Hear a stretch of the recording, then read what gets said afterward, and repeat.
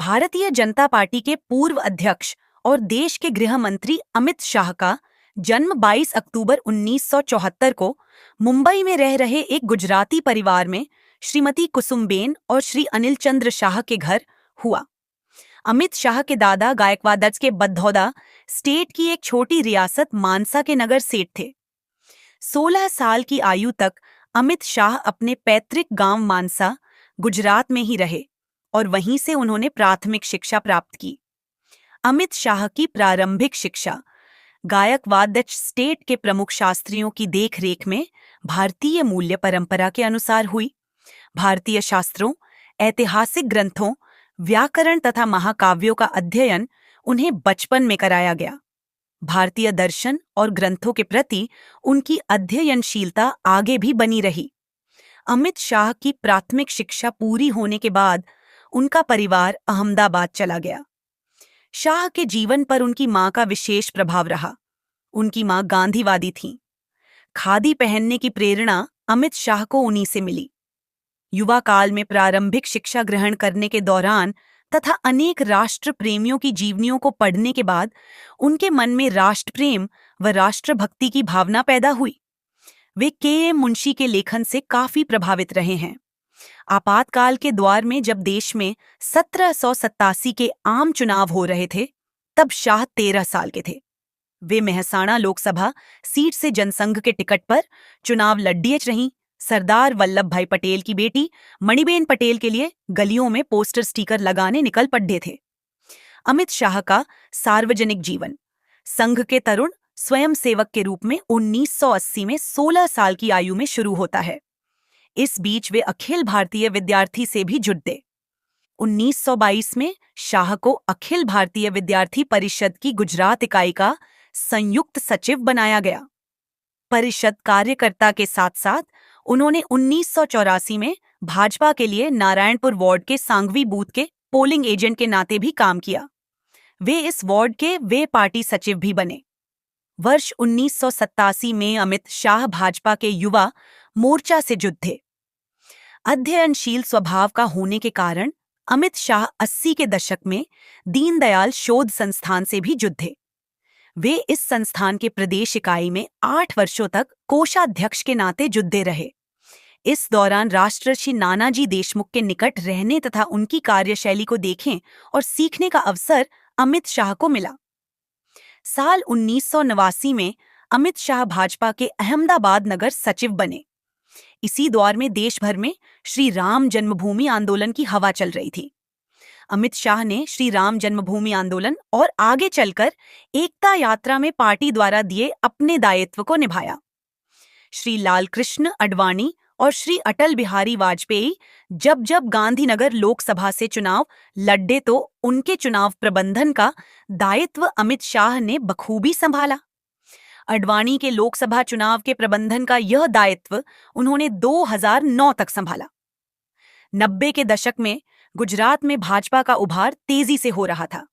श्री नरेंद्र मोदी भाजपा गुजरात के संगठन सचिव थे। संगठन कार्य में ही अमित शाह का संपर्क श्री नरेंद्र मोदी से हुआ था।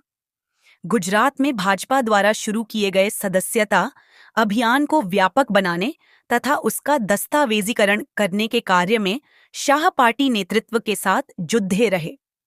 व्यापारिक पृष्ठभूमि से आने वाले अमित शाह की वित्तीय व्यवस्था को लेकर समझ शुरुआती दौर में ही बहुत परिपक्व थी।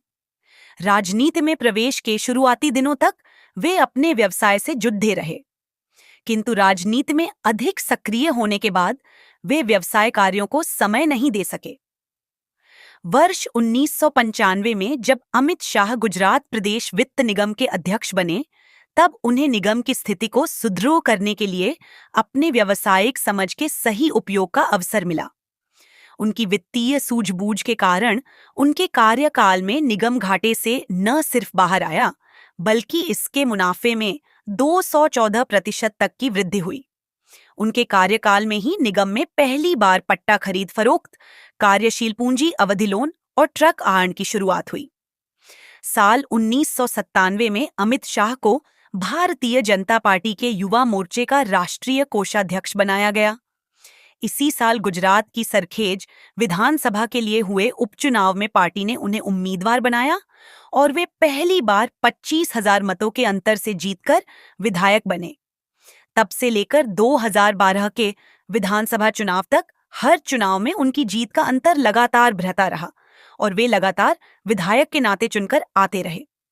नारायणपुरा से जब वह 5वीं बार विधानसभा का चुनाव लड़े तो मतदाताओं की संख्या पूर्व से एक चौथाई रह जाने के बावजूद जीत का अंतर 63,235 वोट रहा। विधायक के नाते अपने लंबे कार्यकाल में अमित शाह ने विधायक निधि के अलावा अन्य स्रोतों से क्षेत्र में विकास कार्यों को गति दी। 1998 में वे गुजरात भाजपा का प्रदेश सचिव बने तथा महज 1 साल के अंदर उन्हें प्रदेश उपाध्यक्ष की जिम्मेदारी दी गई। वर्ष 2000 में अमित शाह 37 वर्ष की उम्र में अहमदाबाद जिला सहकारी बैंक एडीसीबी के सबसे युवा अध्यक्ष बने। 1 साल के उनके कार्यकाल में इस बैंक ने 20.28 करोड़ का घाटा पूरा किया तथा बैंक ने 6.6 करोड़ के लाभ में आकर 10% लाभांश वितरण भी किया। इसके ठीक 1 साल बाद 2001 में अमित शाह को भारतीय जनता पार्टी की राष्ट्रीय सहकारिता प्रकोष्ठ का संयोजक नियुक्त किया गया। श्री नरेंद्र मोदी के नेतृत्व में पहली बार गुजरात में हुए 2002 के विधानसभा चुनाव में आयोजित गौरव यात्रा में शाह को पार्टी द्वारा महत्वपूर्ण दायित्व दिया गया। गुजरात विधानसभा चुनाव में भाजपा की जीत हुई और अमित शाह सरकार में मंत्री बने। वे 2010 तक गुजरात सरकार में महत्वपूर्ण विभागों के मंत्री रहे। उन्हें गृह विभाग, यातायात, निषेध, संसदीय कार्य, विधि और आबकारी जैसे महत्वपूर्ण विभागों के मंत्रालय की जिम्मेदारी सौंपी गई।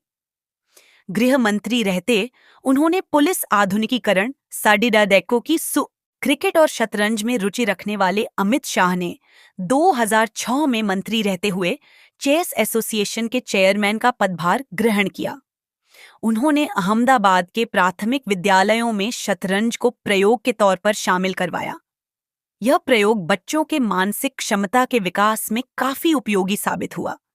आगे चलकर तत्कालीन मुख्यमंत्री श्री नरेंद्र मोदी के सुझाव पर इसे प्रदेश भर के स्कूलों में शामिल कर लिया गया।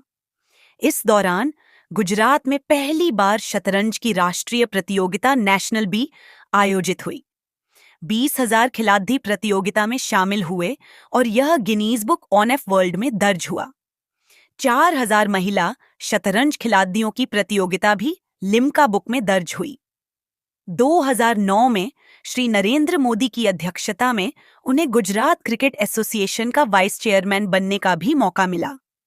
वे Ahmedabad central board of cricket association के अध्यक्ष भी रहे। इस दौरान क्रिकेट के क्षेत्र में गुजरात को कई ख्यातियां मिली। श्री नरेंद्र मोदी के प्रधानमंत्री बनने के बाद अमित शाह गुजरात क्रिकेट एसोसिएशन के अध्यक्ष बने। अमित शाह के पास गुजरात के गृह मंत्री होने के नाते सुरक्षा का दायित्व था। एक सजग और सचेत प्रशासक के रूप में अमित शाह कमजोर और लुंज-पुंज सुरक्षा को वे समाज और देश प्रदेश के विकास में बद्धा बाधक मानते हैं। गुजरात में मंत्री रहते सुरक्षा से जुड़े विषयों पर वे गंभीरता से काम करते रहे। गुजरात में मंत्री रहते सोहराबुद्दीन एनकाउंटर का फर्जी आरोप अमित शाह पर लगा। उन्होंने मंत्री पद से इस्तीफा दिया। मुकदमे के दौरान उन्हें 3 महीने जेल में भी रहना पड़ा। फिर उन्हें जमानत देते हुए गुजरात हाईकोर्ट ने कहा कि अमित शाह के विरुद्ध प्रथम दृष्टया कोई मामला नहीं बनता। आगे चलकर 2015 में विशेष सीबीआई अदालत ने अमित शाह को इस टिप्पणी के साथ सभी आरोपों से बरी किया कि उनका केस राजनीति से प्रेरित था। 2012 में अमित शाह नारायणपुरा से फिर विधायक चुने गए।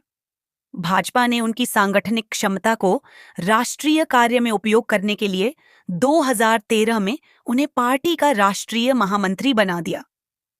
2014 के चुनाव में भाजपा ने जब श्री नरेंद्र मोदी को अपना प्रधानमंत्री पद का उम्मीदवार बनाया तो अमित शाह को उत्तर प्रदेश का प्रभारी बनाकर भेजा गया। श्री नरेंद्र मोदी को देश ने बहुमत का जनादेश दिया तो यूपी से भाजपा को 73 सीटें मिलीं। यह एक बड़ी सफलता थी। अमित शाह 9 जुलाई 2014 को भाजपा के राष्ट्रीय अध्यक्ष बनाए गए।